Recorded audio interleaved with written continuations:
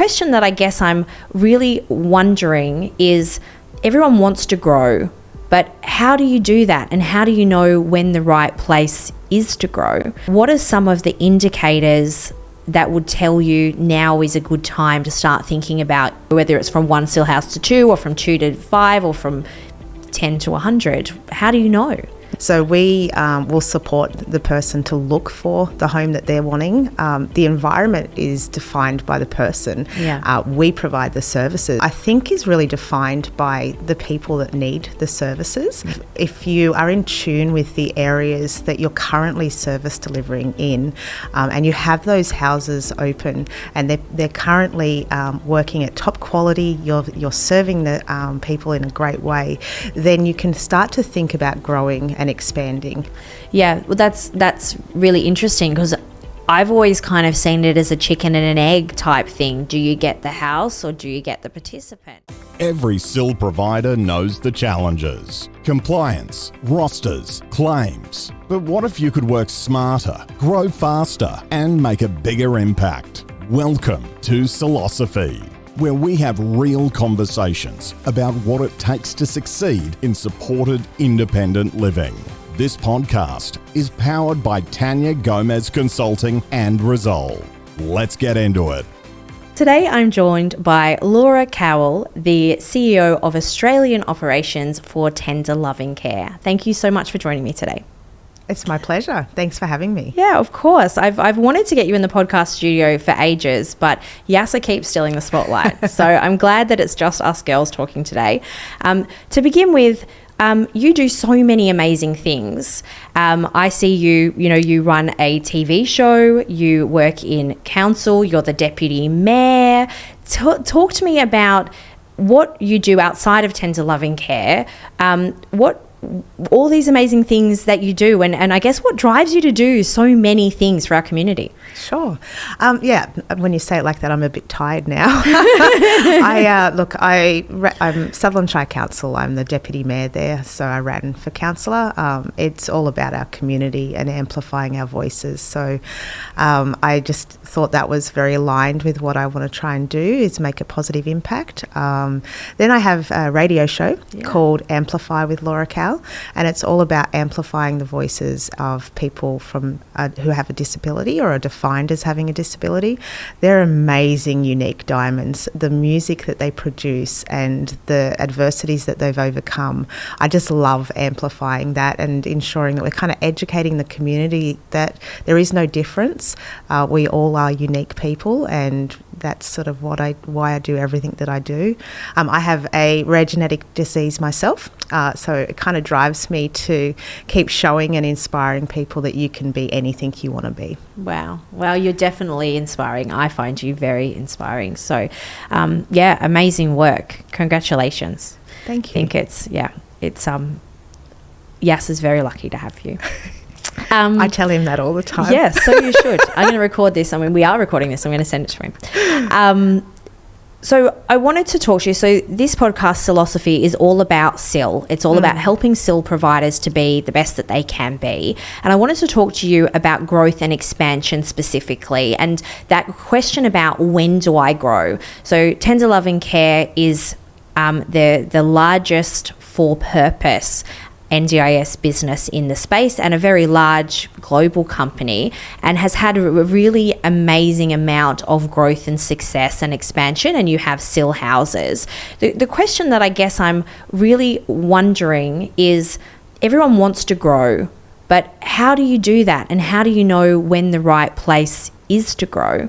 And I guess to begin with, my question to you is, what are some of the indicators that would tell you now is a good time to start thinking about, whether it's from 1 SIL house to 2, or from 2 to 5, or from 10 to 100? How do you know?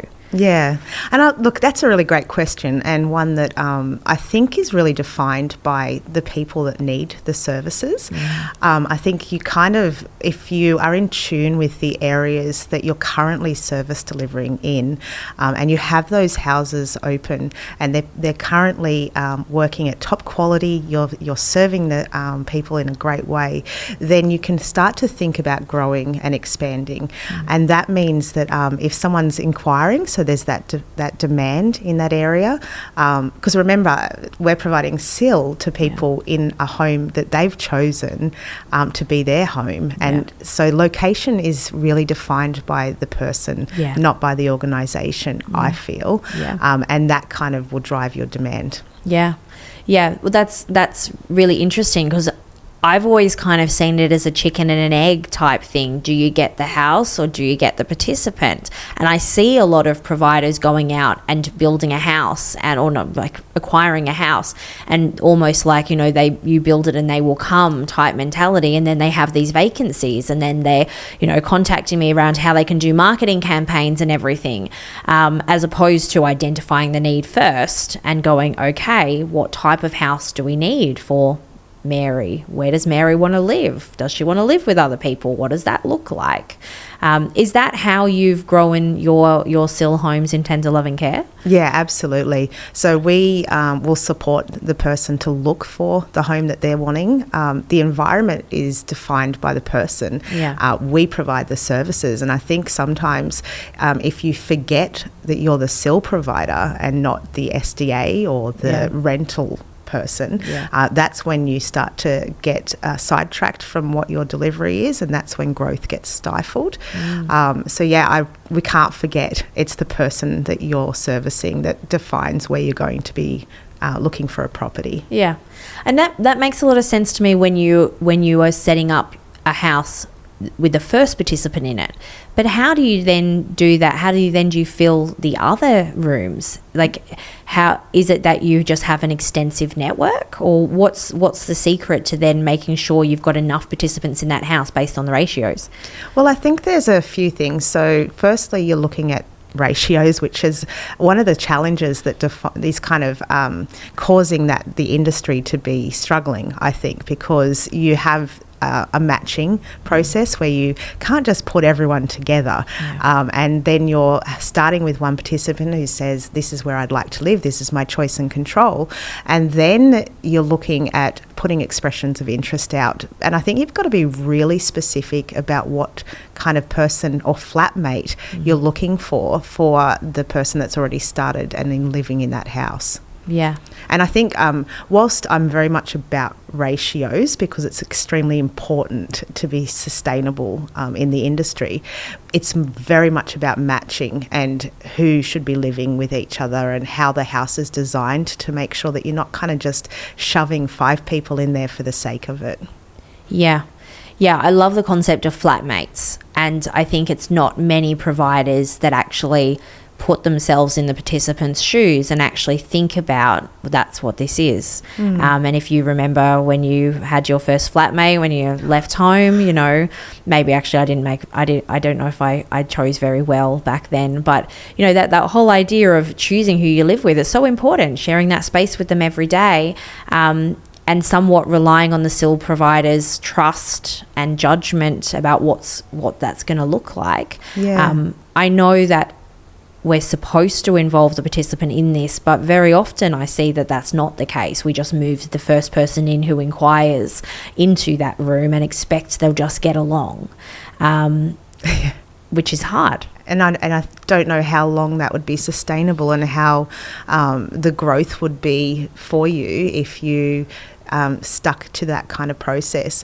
I think the engagement with families, ensuring that people are seeing the environment, meeting and greeting with the current person living in there is critical to growth. And that's where I said earlier on, you'll know whether or not there's the demand and the ability to grow and expand once you've kind of determined whether or not you've got that house right. Because if you just go, let's just go and rent 20 properties and just put people in there, you're going to fall flat pretty quickly. Your churn rate's going to be very high. I've also seen that quite a lot with using the same homes for SIL and STA, and everyone's like, well, we'll get a 10-bedroom house and we'll do 3 SIL and we'll do the rest as short-term accommodation. And that might sound really good from a financial numbers perspective of diversification of that property, but people living in that home don't enjoy that at all. Well, why would they? I mean, I struggle with my in-laws coming to visit, and I've got a big property. So imagine, you're just shoving people through all the time that you don't even know. Yeah. That's why I think, yes, you have to look at the numbers and be profitable, and you've got to look at ratios, but you absolutely must be looking at the person. And whilst it can sometimes be a challenge, it's why you will be successful if you do it that way. Yeah. So it sounds like the strategy is then we're participant led. We choose a participant to design or to set up a house with that participant in mind, and then we advertise for flatmates for that participant based on their interests, needs, etc.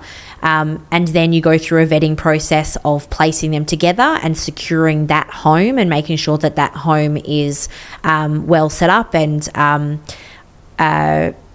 functional. And then the idea would be that then you set up another home, you identify another participant, and you do that process again. Yes. And you do one at a time. Is that? Well, we're kind of national, right? So we've got different states doing everything concurrently. Yeah. And so you may be working with more than one participant at a time in different areas. More than likely you would be, because if you've got your demand right, and so you'd have to be working concurrently, I think. Yeah. But you would be doing the same model and the same style in every home that you're setting up. And I think it's important to note that when you're setting up the SIL homes and you're making sure that you're providing an environment that's comfortable and is home-like, that you're having the clients choose what they actually want, because sometimes I think people will go in and just design it however they think that it should be designed. Yeah. And we don't all like the same things. Yeah. I mean, you don't want to sit there looking at a painting that you hate just because someone else has chosen it. Yeah. Yeah, true. Yeah, it's interesting. It's an interesting thing. I do have a lot of providers come to me. I've had clients call me and ask me to come and visit their brand new SIL homes, and I've walked around and I've been like, who's living here? Yeah. Like, who have you designed this for? And they're like, oh, my friend had a spare house. And I was like, great. Okay. And usually my question is, would you let your children live here? Is this the house your children would live in one day? And, they're almost shocked that I would make that suggestion sometimes. And I think they expect me to walk around and say, yes, it's got windows, it's got doors, it's got a roof, tick. Participants can live here. It's like, no, I'm having a look at, would I live here? Would I let my children live here?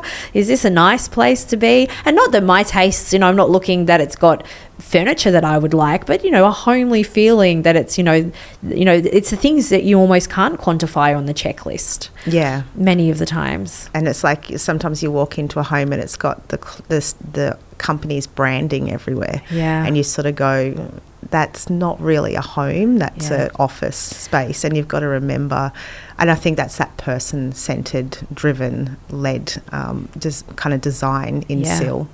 Or the other extreme of a hospital. You feel like you're in a hospital. So you're either in their office or you're in a hospital, as opposed to it being somebody's home. Yeah, you can't think of it as an institution, right? You have to really, really think about it as a home. Yeah. I think the COVID, there's still a lot of hangover from COVID. Like, I still walk into a lot of houses and the whole wall as you walk in is still covered with hand washing signs and this and this and this, and it's obviously they've been trying to do the right thing around COVID and to protect participants, but you walk in there and it's because it's not every day anymore, it's not everywhere anymore, it's quite jarring now to walk into those homes that have all of that up. It's kind of like, and I know as an auditor when I'm walking in there, sometimes they've printed those for me and it's like, I didn't need you to do those. I think people living in a home, I don't have them at my front door. I know we need to have precautions and we need to remind staff, but maybe there's a room you can put those in where you can close the door and Absolutely. Thinking through some of those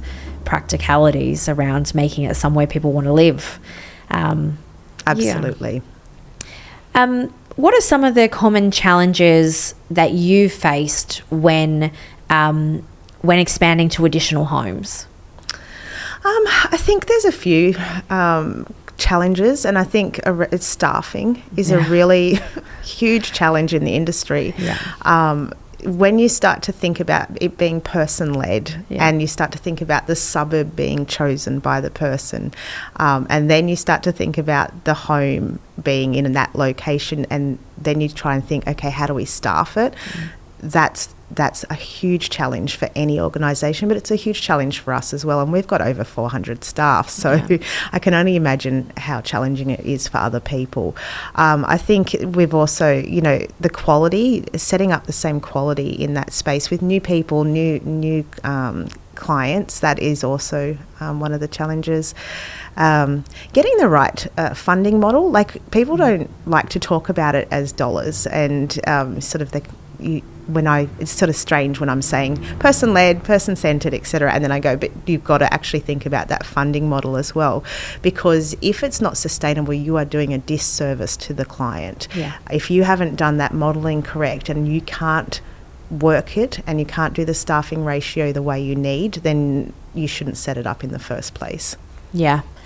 It's an interesting topic, because you're right, it's not often that participants, even like when I do people's process maps of their whole life cycle, it's surprising how little people actually do around looking at the plan and assessing. This eligibility step in the process seems to very much be missed. It's kind of like, well, there's a lead, we've got to take them, and they want a house, and SIL's going to make a lot of money, so we're going to take all SIL participants and we'll make it work, as opposed to actually having a structured approach to assessing the financial viability. It's like almost like every single SIL home needs to be its own, there's a word for it in finance, its own cash flow centre, its own cash centre.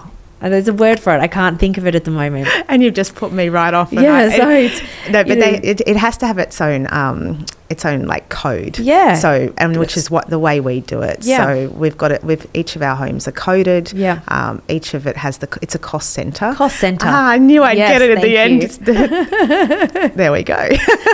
So it's got its own cost centre, and you really have to treat it like an individual business. That's right. But not get too caught up in exactly the dollars being the lead driver of having it in the first place. The person is the lead driver of having it in the first place, but you have to be sustainable. And then every home, as you said, needs to be its own business. So it needs to have its own P&L. You need to look at the costs individually. And I think people think that having 10 SIL houses is going to be where you're making a lot of profit. There seems to be, in my experience, I think most of my clients are SIL providers, and I think most people can get to 3 to 5 SIL homes pretty quickly, pretty easily. It seems that's a pretty easy number to get to, but then the jump from trying to get to 5 SIL homes to 10, or like from 10 to 20, is dramatically different. It's not just rinse and repeat. And you do get efficiencies because you can share your rostering and systems and things across more, but the added complication between going from 3 SIL homes to 10 SIL homes is a lot. The staffing is the biggest one, and I think the leaky bucket, the hole in the bucket, comes from that rostering and claiming and those, all those other things, which just gets amplified by the myriad of complications between having more SIL homes. And I've sat with people who their whole business plan, when they present it to me, they're brand new to the industry, or they might have been a support worker, or they might have worked in a SIL home, and they want to come and get registered, or interested in the process, and they say, look, we need 50 SIL homes. Our goal is 50 SIL homes to be profitable. And it's like, okay, well, let's make one profitable, and then you're really having to make every single one profitable every time. But they don't seem to split out their chart of accounts. They don't seem to be able to have that level of visibility into it, and then that is what stops the growth, because setting up a new house has costs. It's not like, very new people to the sector also feel like someone's going to fund you to rent that house and to fit it out, and there's no funding for that. No, that's all out of your pocket. That's right. Yeah. And so when you're thinking about cost recovery or return on investment, that is a challenge. And I think you have to really do a business case for each house. You have to look at the costs. You have to look at the person. You have to look at your staffing. You have to look at your ratio, make sure that your staffing are qualified. And that will mean you're paying higher for your staffing as well. So if you don't take all of that into consideration and get that right first, then you won't be able to expand and grow. Yeah. Yeah. What are some best practices or lessons that you've learned from your experience with SIL expansions that you think are important? Okay, there's so many learnings. Don't you think when you go to work each day in this industry that you could just learn something new all the time? Yes. I think client engagement is a really big piece, the client and family engagement. You can get it so wrong by not including clients and families every step of the way. I think also ensuring that you've got that staff support systems in place. If you just kind of hire your support workers, shove them into a house and say, okay, go ahead, without any other support mechanisms, retraining, making sure that they're part of the meetings, stakeholder engagement meetings, and having an accommodation manager in place is a really important piece. There are some learnings for us where, we've sort of gone, okay, you got to that 1 to 5, and then, as you said earlier, and then you've learnt from them that you really need to have those measurements in place. Quality, I can't bang on enough about the quality being a really huge learning factor that's been part of our SIL journey, and implementing that kind of standardised approach within each of our homes, because that's the non-negotiable part. You can change the environment, you can change the staffing, you can change the people, even, the houses, the environment, so that's always going to be there.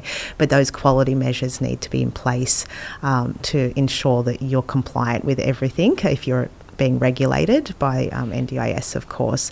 I think some measured expansion as well. Like we need to be really mindful of not just growing for the sake of growing, because you can see it as dollar signs in SIL, and it's really not. It's totally about ensuring it's a measured approach and looking at areas based upon all the things we've talked about today.